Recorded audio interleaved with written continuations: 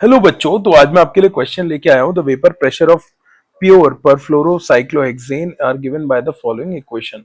तो इसमें देखो, थोड़ा बहुत फेज डायग्राम का कॉन्सेप्ट हमने पहले भी कवर किया था वीडियो में, उससे रिलेटेड है। सॉलिड का वेपर प्रेशर दे रखा है, मतलब ए सॉलिड क्या बना रहा है, ए गैस, और इसके लिए log of P, where P is the vapour pressure, is equal to 8.68 minus 1890 by T. Liquid C6H12, मतलब ये लिक्विड क्या बना रहा है बेटा, ए गैस, और इसका वेपर प्रेशर दे रखा है log of P equal to 7.60 minus 1530 upon T. अब आपको बोल रहा है the molar enthalpy of fusion of solid C6H12 is approximately. तो देखो, इंपॉर्टेंट चीज ये है कि जब जैसे मान लो हम एक सब्सटेंस लेते हैं और प्रेशर टेम्परेचर कर्व लेते हैं, मान लो इसका कर्व ऐसा है, तो ये वाला आपका सॉलिड, लिक्विड, गैस, ये वाली लाइन क्या है, वेपर प्रेशर ऑफ लिक्विड, ये वाली लाइन क्या है, जहां सॉलिड गैस इक्विलिब्रियम में रहेंगे, तो ये वाली लाइन है वेपर प्रेशर ऑफ सॉलिड। और इस पॉइंट पर सॉलिड, लिक्विड, गैस तीनों इक्विलिब्रियम में होंगे। तो सबसे पहले हम यहां अगर सॉलिड गैस की बात करें तो यहां से एंथैल्पी कौन सी मिलती है, सब्लिमेशन। लिक्विड से गैस की बात करें तो एंथैल्पी कौन सी मिलती है, वेपराइजेशन। और आपसे उसने फ्यूजन पूछा है, तो आप समझ जाओ कि आपको कहां पे अप्रोच करना है, ट्रिपल पॉइंट पर। ट्रिपल पॉइंट पर सॉलिड, लिक्विड, गैस इक्विलिब्रियम में रहते हैं। तो सबसे पहले हम ये पॉइंट निकालते हैं जहां पे प्रेशर, देखो बेटा, अगर ये वाली लाइन और ये वाली लाइन का सेम प्रेशर आ रहा है, मतलब वो ट्रिपल पॉइंट वाला है। तो let us equate and find the triple point temperature. तो स्टार्ट करते हैं अपन। तो 8.68 minus 1890 by T should be equal to 7.60 minus 1530 by T, क्योंकि इस ट्रिपल पॉइंट पर सॉलिड और लिक्विड का वेपर, जो वेपर प्रेशर आ रहा है वो क्या आ रहा है, सेम आ रहा है। तो अपन इससे क्या निकाल सकते हैं, अपन इससे टी निकाल सकते हैं। तो 8.68 minus 7.60 equal to 1890 by T minus 1530 by T. और इसको सॉल्व करके अपन क्या निकाल सकते हैं, इसको सॉल्व करके अपन ट्रिपल पॉइंट टेम्परेचर निकाल सकते हैं। तो ये एक बार मैं आपके लिए निकाल देता हूं।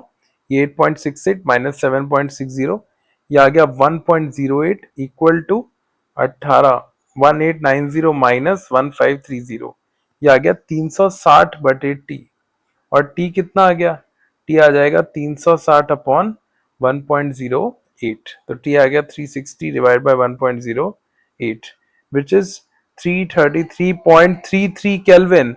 और इस पॉइंट पर आपका वेपर और लिक्विड, आई एम सॉरी, इस पॉइंट पर आपका ये सॉलिड, लिक्विड, गैस तीनों किस में होगा, इक्विलिब्रियम में एग्जिस्ट करेगा। खैर, अभी तो हमने ये कर दिया, अब हम इसमें निकालते हैं डेल्टा एच सब्लिमेशन। ठीक है, तो सब्लिमेशन कैसे निकालोगे, आप ये जानते हो कि जब एक एग्जांपल लेता हूं, ये मैंने पहले भी करा हुआ है। जैसे मान लो अपन सॉलिड से गैस की बात करें, तो dg क्या होता है, minus S D T plus V D P. जब सॉलिड किस में जा रहा है, गैस में, और ये इक्विलिब्रियम में है, तो dg जीरो होगा। तो dp बाय dt किसके बराबर हो जाएगा आपका, ये हो जाएगा delta S by delta we of reaction. Delta S को क्या लिख सकते हो, delta H reaction by T into delta we.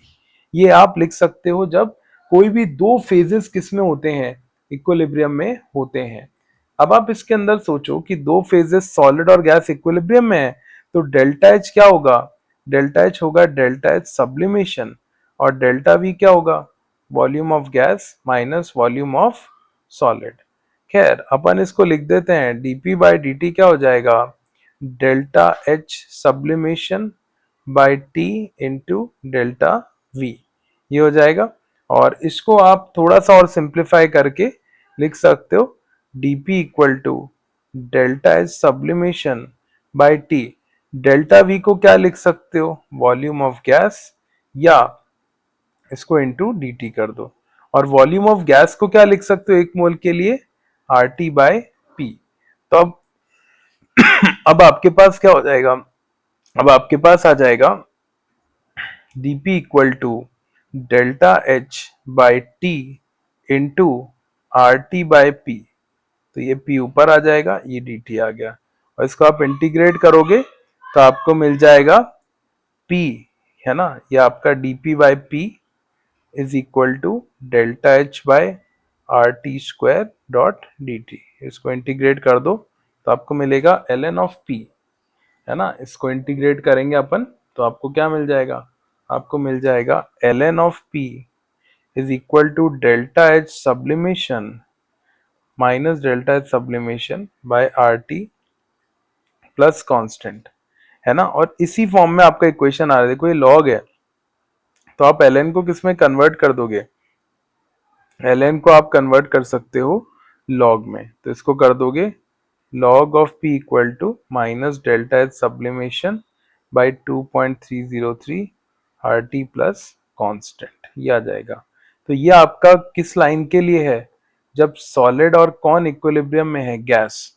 और अगर लिक्विड और गैस इक्विलिब्रियम में है तो वैसे ही आ जाएगा log p equal to minus delta H vaporization upon 2.303 RT plus constant. तो अगर अपन कंपेयर करें बेटा तो डेल्टा एच सब्लिमेशन क्या है, ध्यान से देखो।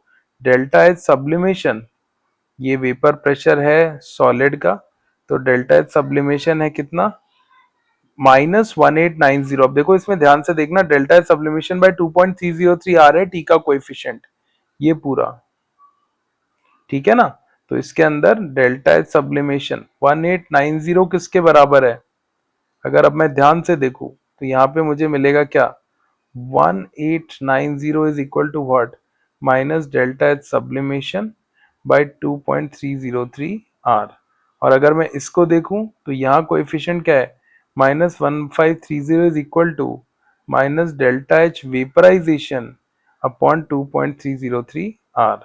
तो अब मेरे को क्या मिल गया, अब मुझे मिल गया डेल्टा एच सब्लिमेशन हो जाएगा 1890 इंटू 2.303 आर। आर को मैं कैलोरीज में ले रहा हूँ, इसने कैलोरी में ही दिया है, ये भी कैलोरी में ही दे रहा है, तो अपन भी आर को कैलोरीज में ले लेते हैं 2, है ना। माइनस ये आपका डेल्टा एच सब्लिमेशन हो गया और डेल्टा एच वेपराइजेशन क्या हो गया, ये हो गया 1530 इंटू 2.303 आर या इंटू 2। अब आप जानते हो डेल्टा एच सब्लिमेशन किसके बराबर होगा, delta H fusion plus delta H vaporization. भाई यही तो होगा, सॉलिड से गैस बनाओगे, इसको ऐसे भी लिख सकते हो ना, सॉलिड से लिक्विड बनाया, लिक्विड से गैस बनाया, तो सॉलिड से लिक्विड क्या है, डेल्टा एच फ्यूजन, लिक्विड से गैस बनाया क्या है, डेल्टा एच वेपराइजेशन, सॉलिड से गैस बनाया डेल्टा एच क्या है, सब्लिमेशन। तो अगर आप इन दोनों को ऐड करते हो तो आपको सब्लिमेशन मिल जाएगा। तो डेल्टा एच सब्लिमेशन कितना है, ये delta H fusion plus delta H vaporization. तो कैसे तुम्हें डेल्टा एच वेपराइजेशन मिल जाएगा, तो ये मिल जाएगा आपको 182.303 इंटू 2, 1890 माइनस 1530। तो जब आप इसको सॉल्व करोगे तो आपको मिलेगा, मैं एक बार जल्दी से कैलकुलेट कर देता हूं आपके लिए, 1890 minus 1530 which is 360, तो 360 into 2.303 into 2 which is 1658.16 calories, 1658.16 calories, and this is the answer of molar enthalpy of fusion of solid C6H12। तो बच्चों एक अच्छा क्वेश्चन था, किस पर, फेज डायग्राम के अच्छे कॉन्सेप्ट लग रहे थे इसमें, अपन ने इसके अंदर काफी बात करी। और अगली सीरीज में मैं आपके लिए एक और क्वेश्चन लेके आऊंगा। आज के लिए गुड नाइट।